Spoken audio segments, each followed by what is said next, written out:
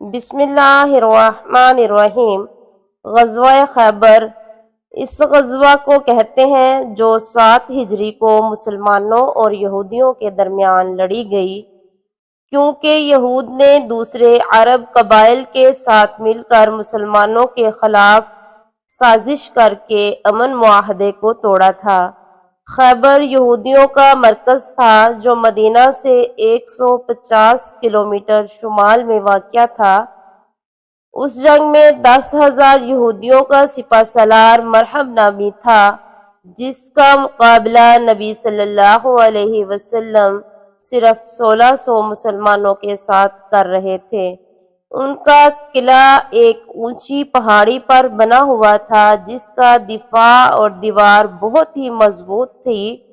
نبی صلی اللہ علیہ وسلم نے خیبر سے قبل ہی اس علاقے کے 5 یہودی قلعوں کو فتح کر لیا تھا، لیکن خیبر کا محاصرہ کئی دنوں تک کرنے کے باوجود مسلمان اسے فتح کرنے میں ناکام ہو رہے تھے، مگر وہ مضبوط اور زبردست قلعہ فتح نہ ہوتا تھا۔ نبی صلی اللہ علیہ وسلم نے حضرت عامر کو لشکر کا امیر بنایا اور حملہ کے لیے بھیجا، لیکن وہ شہید ہو گئے۔ پھر حضرت عمر فاروق رضی اللہ عنہ کو امیر لشکر بنایا اور قلعہ کی طرف روانہ کیا، لیکن وہ بھی ناکام لوٹے، اور سپاہیوں میں یہودیوں کے جنگجوؤں اور سپاہیوں کا خوف بیٹھ گیا۔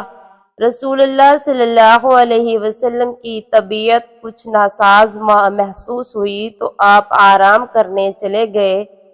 رات میں جب حالت بہتر ہوئی تو آپ نے پوچھا کہ دن میں کیا ہوا، لہٰذا صحابہ نے آپ کو سارا حال سنایا۔ اس پر نبی کریم صلی اللہ علیہ وسلم نے فرمایا، کل میں علم اس کو دوں گا جو اللہ اور اس کے رسول سے محبت کرتا ہے اور اللہ اور رسول بھی اس سے محبت کرتے ہیں، وہ قرار ہے اور میدان سے فرار نہ ہوگا جب تک اللہ اس کے ذریعہ خیبر فتح نہ کروا دے۔ راوی بیان کرتے ہیں کہ اس رات کسی کو نیند نہ آئی اور سب اضطراب میں تھے۔ صبح ہوتے ہی تمام لوگ نبی پاک صلی اللہ علیہ وسلم کے پاس آ گئے۔ سب کی یہی خواہش تھی کہ جھنڈا ان کو ملے، لیکن نبی صلی اللہ علیہ وسلم نے پوچھا کہ علی کہاں ہے؟ کسی نے بتایا کہ علی کی آنکھ میں بہت تکلیف ہے، اس لیے وہ آرام کر رہے ہیں۔ نبی صلی اللہ علیہ وسلم نے حکم دیا کہ انہیں بلاؤ، لہٰذا حضرت علی تشریف لائے اور آپ صلی اللہ علیہ وسلم نے اپنا لعاب دہن کو حضرت علی کی آنکھ پر لگایا، پھر آپ کے حق میں دعا کی اور دعا کرتے ہی وہ ایسے شفا یاب ہوئے کہ گویا ان کو کبھی کوئی تکلیف ہی نہ تھی۔ آپ صلی اللہ علیہ وسلم نے جھنڈے کو مولا علی علیہ السلام کے ہاتھ میں دیا اور نصیحت کرتے ہوئے فرمایا، اے علی، پہلے ان سے نرمی سے بات کرنا اور انہیں سلام کی دعوت دینا۔ خدا کی قسم، اگر تمہارے ذریعہ ایک آدمی بھی ہدایت پر آ گیا تو یہ اللہ کی راہ میں ایک سرخ اونٹ صدقہ کرنے سے بھی بہتر ہے۔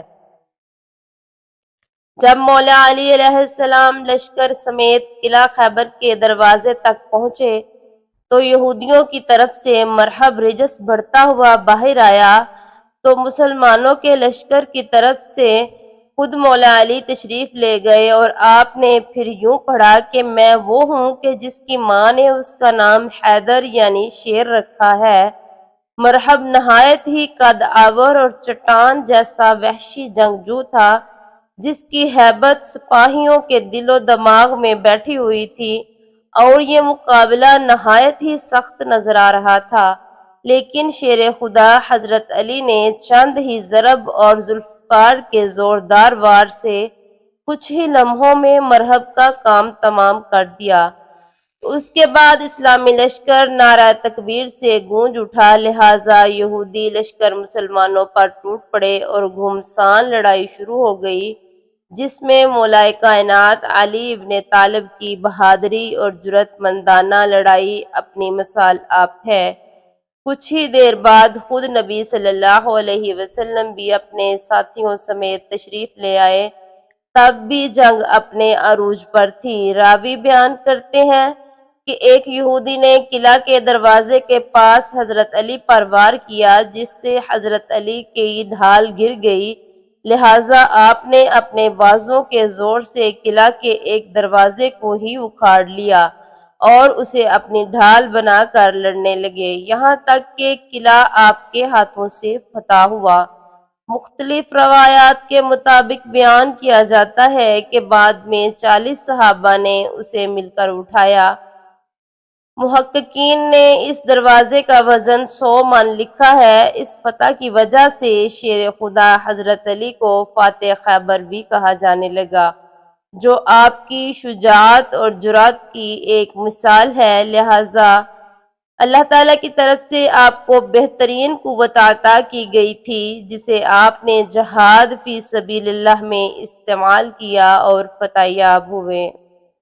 جزاکم اللہ خیرا۔